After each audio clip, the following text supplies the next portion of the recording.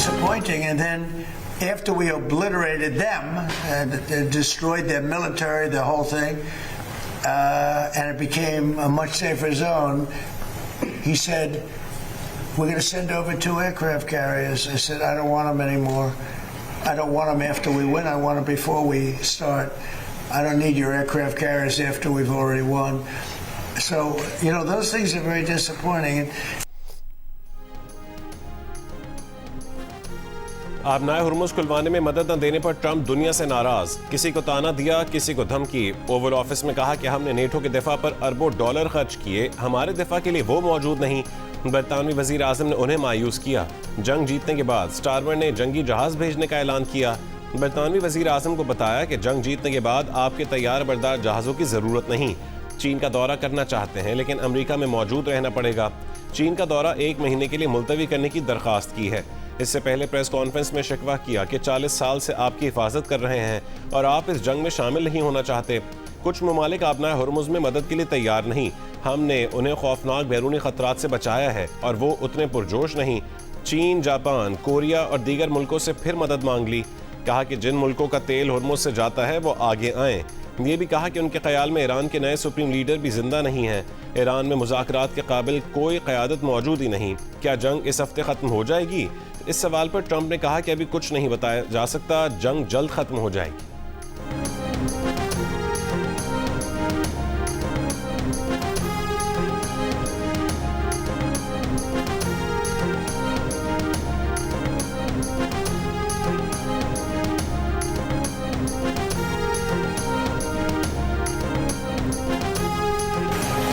Iran, as you said, totally obliterated, got the missiles, got the first 2 rounds of leadership, Air Force gone, Navy gone. Can we wrap this war up this week? Yeah, sure. Good. Will we? I don't think so, but it'll be soon. Won't be long. And we're going to have a much safer world when it's wrapped up. It'll be wrapped up soon. बरतानिया और दीगर मुल्कों के बाद यूरोपीय union का भी खलीज की जंग में शमूलियत से इनकार। वज़राए ख़ारजा इजलास के बाद फैसला किया गया कि यूरोपीय यूनियन आबनाए हुर्मुज़ में किसी भी ऑपरेशन में हिस्सा नहीं लेगी। कशीदगी कम करने के लिए सफारतकारी ही बेहतरीन रास्ता है। अमेरिका के सबसे बड़े इत्तेहादी बरतानिया ने अमेरिका ईरान जंग का हिस्सा बनने से साफ इनकार करते हुए जंग के खात्मे पर जोर दिया। बरतानवी वज़ीर आज़म कीर स्टारमर ने प्रेस कॉन्फ्रेंस में कहा कि आबनाए हुर्मुज़ का खुलना आसान काम नहीं है। फ्रांस, जर्मनी, यूनान, इटली, ऑस्ट्रेलिया, चीन, जापान और जनूबी कोरिया भी आबनाए हुर्मुज़ खुलवाने के लिए अमेरिका की मदद से साफ इनकार कर चुके हैं।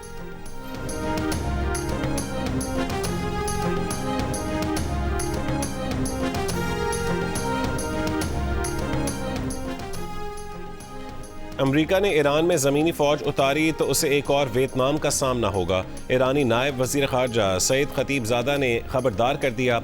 कहा कि ईरान जब तक ज़रूरत हो लड़ने के लिए तैयार है। ईरान फ़िलहाल सिफारती हल पर तवज्जो नहीं दे रहा। अमरीकी सदर डोनाल्ड ट्रंप ज़रा पढ़ें कि वियतनाम में क्या हुआ था। ऑपरेशन गज़ब लिल हक, पाक अफ़वाज के अफगानिस्तान में कामयाब फ़ज़ाई हमले। सिक्योरिटी ज़राए के मुताबिक पाक अफ़वाज ने 16 मार्च की शब काबुल और नंगरहार में अफगान तालिबान फ़ौजी तंसीबात को कामयाबी से निशाना बनाया। पाक अफ़वाज ने काबुल में 2 मकामात पर टेक्निकल सपोर्ट इंफ्रास्ट्रक्चर और एम्यूनेशन स्टोरेज को तबाह किया। वीडियो में फ़ज़ाई हमले के बाद धमाकों की वजह से बुलंद होते शोले देखे जा सकते हैं जो इस बात की तस्दीक करते हैं कि बारूद का बहुत बड़ा ज़ख़ीरा था। अफगान तालिबान के तर्जुमान का ड्रिग अस्पताल को निशाना बनाने का बयान मज़े का खेज़ है। नंगरहार में पाक अफ़वाज ने 4 मकामात पर अफगान तालिबान की मिलिट्री तंसीबात को निशाना बनाया। नंगरहार में मिलिट्री तंसीबात से मुल्का लॉजिस्टिक इंफ्रास्ट्रक्चर को तबाह किया गया। नंगरहार में फ़ज़ाई कार्रवाइयों में एम्यूनेशन और टेक्निकल इंफ्रास्ट्रक्चर को भी तबाह किया गया।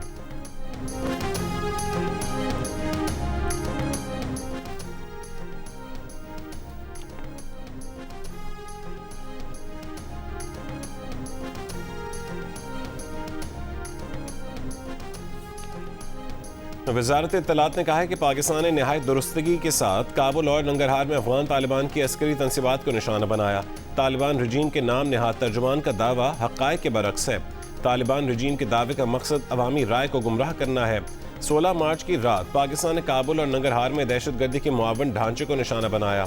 इंफ्रास्ट्रक्चर में तकनीकी आलात के ज़ख़ीरे और असलहा और गोला बारूद के ज़ख़ायर शामिल थे। ये असलहा बेगुनाह पाकिस्तानी शहरियों के खिलाफ इस्तेमाल हो रहा था। जखीरा शुदा गोला बारूद के धमाके दहशत गर्द प्रॉक्सी के ज़ेर इस्तेमाल असलहे की मौजूदगी जाहिर करते हैं। इन अहदाफ को मुनशियात बहाली मरकज़ करार देना जज्बात को भड़काने की कोशिश है। अफगान तालिबान रजीम के तर्जुमान का बयान झूठा और गुमराह कुन होने की बुनियाद पर मुस्तरद करते हैं।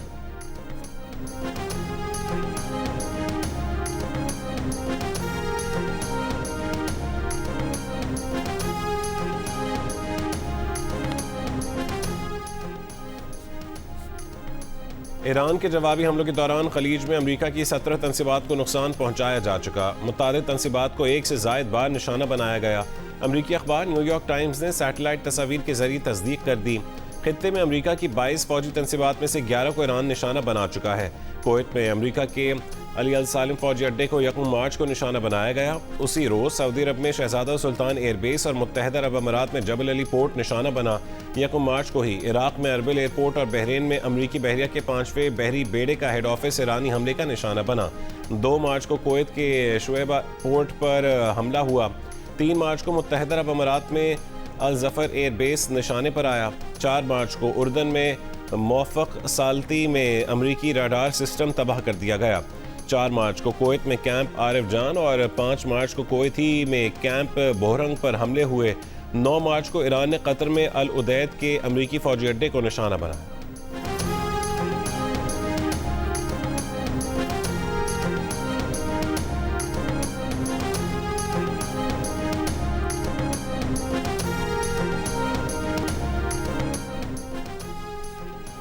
खार्ग में तेल तनसीबात पर अमरीका जिस मुल्क से हमला करेगा उसकी तेल और गैस तनसीबात पर हमला किया जाएगा। ईरान ने खबरदार कर दिया। ईरानी पासदारान इनकलाब के इसराइली फ़ौज की जनूबी कमान और इसराइली असलहा कंपनी पर हमले। कतर में अल उदैद एयरबेस को भी निशाना बनाने का दावा। इराक के शहर अरबिल में मुसल्लह ऑपरेशन ग्रुपों के ठिकानों पर हमले। बगदाद में अमरीकी सफारत खाने पर ड्रोन और रॉकेटों से हमला। सऊदी वजारत दिफा का कहना है कि मशरक़ी इलाकों में 6 ड्रोन मार गिराए।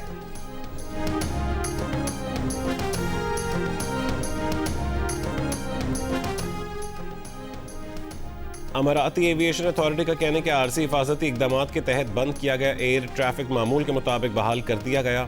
हुक्काम के मुताबिक अबू धाबी की शाह गैस फील्ड में ड्रोन हमले से लगी आग पर काबू पा लिया गया।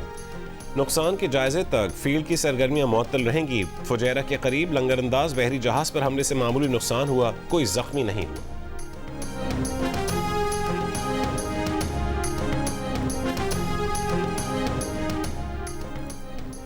अमरीका और इसराइल के ईरान में तेहरान, हमदान और इस्फहान समेत मुतादिद शहरों में हमले।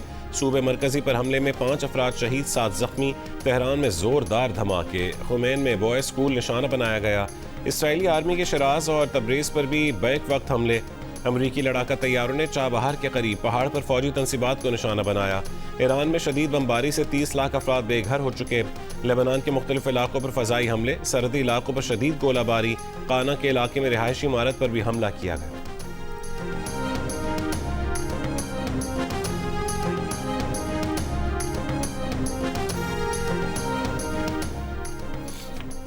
ईरान से जंग में मारे जाने वाले अमरीकियों की तादाद 13 हो चुकी। ईरान जंग में 200 अमरीकी फौजी जख्मी हुए। अमरीकी सेंटकॉम की तस्दीक। ईरानी बमबारी से 15 इसराइली भी मारे गए, जबकि 3,369 जख्मी हैं। मुत्तहदा अरब अमारात में 7 अफराद जान बहक और 145 जख्मी हुए। कुवैत में 6, ओमान में 3 और सऊदी अरब में 2 अफराद जान से गए। अमरीकी और इसराइली बमबारी से ईरान में शहुदा की तादाद 1500 से तजावुज़ कर गई। 18,000 से ज़ायद जख्मी। इसराइली बमबारी से लेबनान में भी 850 शहरी शहीद हो चुके हैं।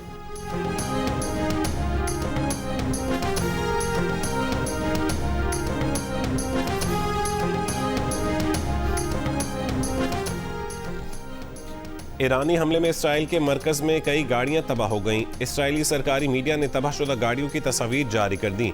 हमले में जख्मी और मरने वालों की तादाद नहीं बताई।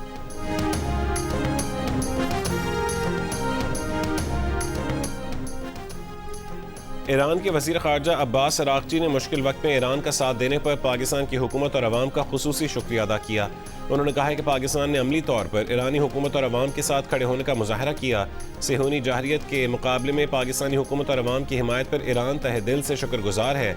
उन्होंने पाकिस्तान की मुतवाज़िन ख़ारजा पॉलिसी और मुस्बत किरदार को भी सराहा।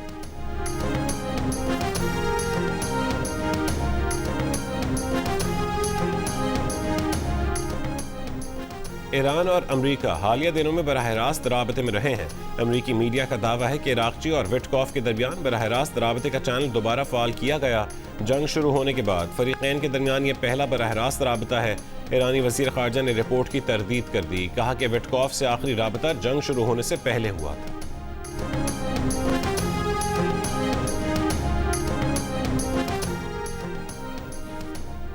अमरीकी वज़ीर ख़ारजा, वज़ीर दिफ़ा, नुमाइंदा ख़ुसूसी और ट्रंप के दामाद जेराड कुशनर की हाउस ख़ारजा अमूर कमेटी में तलबी के लिए डेमोक्रेट्स का ट्रंप को ख़त। ईरान जंग से मुतालिक फ़ैसलों, सिफारतकारी और मनसूबाबंदी पर गवाही देने का मुतालबा। कहा कि कुशनर और विटकॉफ को ईरान से सिफारती इंगेजमेंट की जिम्मेदारी सौंपने की वजाहत की जाए।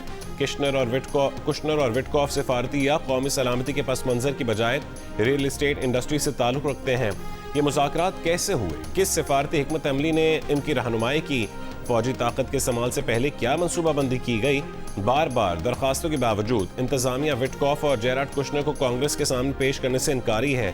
स्टीव विटकॉफ और जेराड कुशनर को हिदायत करें कि वो जल्द खारजा अमूर कमेटी में पेश हों। वजीर खारजा और वजीर जंग को भी हाउस कमेटी के सामने पेश होने की हिदायत करें, ताकि अमरीकी अवाम ईरान के हवाले से इंतजामिया की हिकमत अमली को बेहतर तौर पर समझ सके।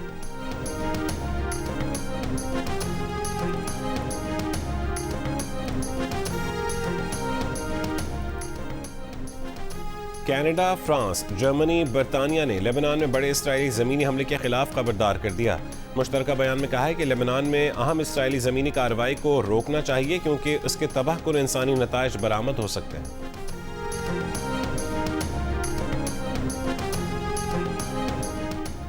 आबनाए हुर्मुज़ से कुछ तेल बरदार जहाज गुजरने लगे। खबर एजेंसी के मुताबिक आलमी मार्केट में ब्रेंट खाम तेल की कीमत में 3% तक कमी। ब्रेंट खाम तेल की कीमत $100 फी बैरल हो गई।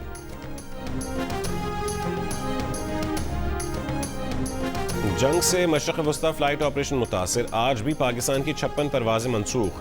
कराची से 19, लाहौर से 17, इस्लामाबाद से 9 और पेशावर से 7 परवाज़ें मनसूख। मुसाफिरों को परवाज़ों की तस्दीक के बाद एयरपोर्ट आने की हिदायत।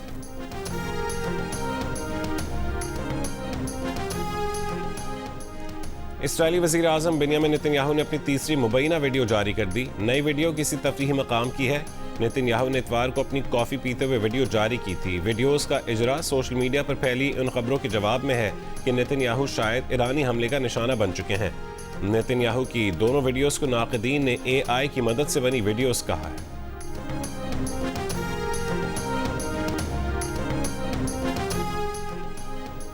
वज़ीर आज़म शहबाज शरीफ का कहना है कि मुल्क में पेट्रोलियम मसनूआत की मुनासिब मिकदार मौजूद है। बर वक्त बनाई गई कमेटी के फैसलों की बदौलत अवाम के लिए तेल की मुसलसल फराहमी मुमकिन हुई। अवाम को रिलीफ देने के मजीद इकदाम पर मुशावरत जारी है। इजलास में कहा कि कौमी सतह पर किफ़ायत शआरी और बचत के लिए इकदाम का नफाज हो चुका। किफ़ायत शआरी मुहिम पर अमल दरामद की निगरानी का टास्क IB को दे दिया गया। नोटिफिकेशन जारी। रमज़ान के आखिरी अशरे की चौथी ताक रात में शब कदर की तलाश। मसाजिद और इमाम बारगाहों में खुसूसी इबादात, खत्मुल कुरान, दुआएं और इस्तग़फ़ार। लाहौर की बादशाही मस्जिद में मौलाना अब्दुल कबीर आज़ाद ने दुआ करवाई। सूबाई वज़ीर औक़ाफ़ व मज़हबी उमूर शाफ़े हुसैन की भी शिरकत।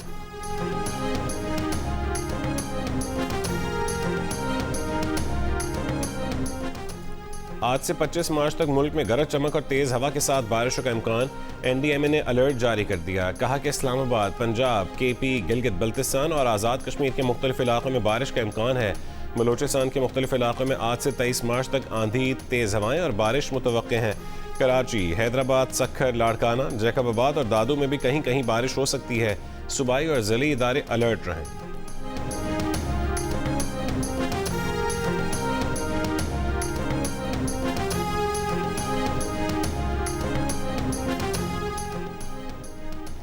रहीम यार खान में BISP की इमदादी रकूम निजी इदारे के तवस्सुत से तकसीम के दौरान दुकान की छत गिरने से 8 खवातीन की जान बहक और 80 से ज़ायद ज़ख्मी होने का वाक़या।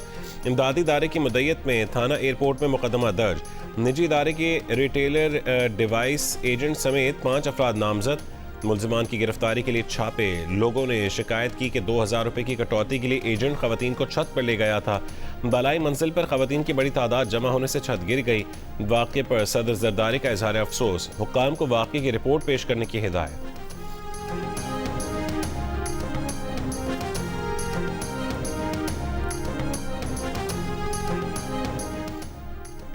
मीरपुर खास तालीमी बोर्ड में करप्शन का मामला, हजारों की तादाद में अफगान शहरियों को जाली मैट्रिक सर्टिफिकेट जारी करने का इंकशाफ हुआ है।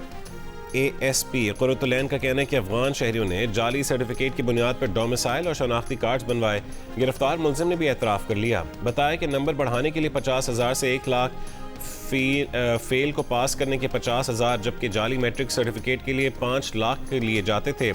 कंट्रोलर बोर्ड इस मामले का मरकजी किरदार है। 2 सरकारी और 2 निजी स्कूल भी इस मामले में मुलव्विस थे। रावलपिंडी में वालिद के कुल की दुआ के दौरान झगड़ा, बेटा कत्ल। पुलिस के मुताबिक वाक़या थाना सिविल लाइन के इलाके ढोक चरागुद्दीन में पेश आया। मुलजिम फरार हो गया।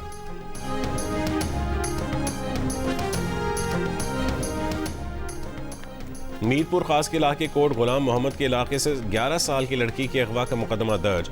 मुकदमा वालिद की मुद्दत में 4 अफराद के खिलाफ दर्ज किया गया। FIR में वालिद ने इल्ज़ाम लगाया कि बेटी वापस मांगने पर उसे जान से मारने की धमकियां दी गई।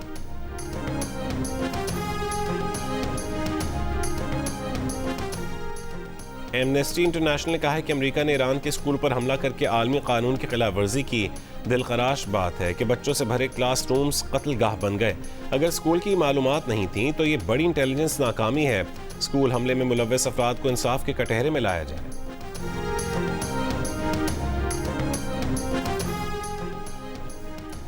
चौदह अप्रैल के बाद मुल्क में LNG दस्तयाब नहीं होगी। अप्रैल में पावर सेक्टर की गैस ज़रूरत पूरी नहीं कर सकेंगे। पावर सेक्टर की ज़रूरियात दूसरे ज़राए से पूरी की जाएंगी। वजारत पेट्रोलियम के हुक्काम की सेनेट की क़ायमा कमेटी बराए पेट्रोलियम के इजलास में ब्रीफिंग। सेक्रेटरी पेट्रोलियम ने कहा है कि मोटरसाइकिल और रिक्शा ड्राइवर्स को रिलीफ के लिए हुकूमत पैकेज पर काम कर रही है। मुल्क में डीजल के ज़खायर 21 दिनों और पेट्रोल के ज़खायर 27 दिनों के लिए काफ़ी हैं। LPG के ज़खायर भी 9 दिन के लिए दस्तयाब हैं। घरेलू सार्फिन को गैस फराहम की जाएगी।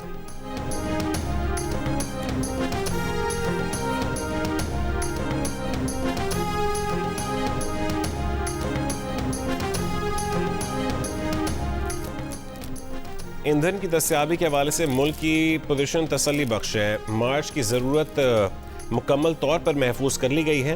अप्रैल के लिए भी फराहमी यकीनी बनाने की मनसूबाबंदी की जा चुकी है। वज़ीर ख़जाना की ज़ेर सदारत पेट्रोलियम की निगरानी से मुतालिक कायम काबीना कमेटी को ब्रीफिंग।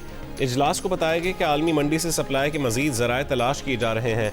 वफाकी वज़ीर ख़जाना ने कहा है कि घबराहट में ख़रीदारी या गैर ज़रूरी ज़ख़ीरा अंदोज़ी की कोई ज़रूरत नहीं है।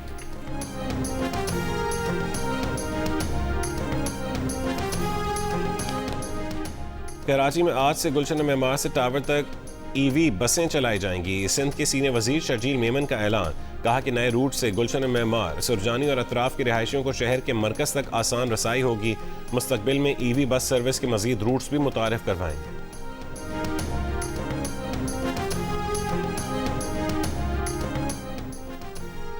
लंदन के मशहूर सयाहती मकाम ट्रफालगर स्क्वायर पर ओपन अफ्तार में हज़ारों अफराद की शिरकत। मेयर लंदन सादिक खान ने खिताब में कहा कि ईरान में जो कुछ हो रहा है उसका असर बरतानिया पर पड़ रहा है। जंग लंबी हुई तो हम सब के लिए मुश्किलात बढ़ेंगी।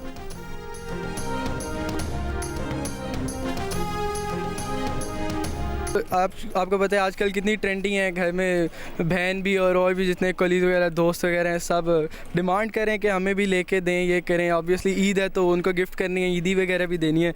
बड़ा परेशान है, इतनी महंगी हुई हुई हैं चीज़ें, ब्लैक में मिल रही हैं, कहीं से मिल भी नहीं रही हैं।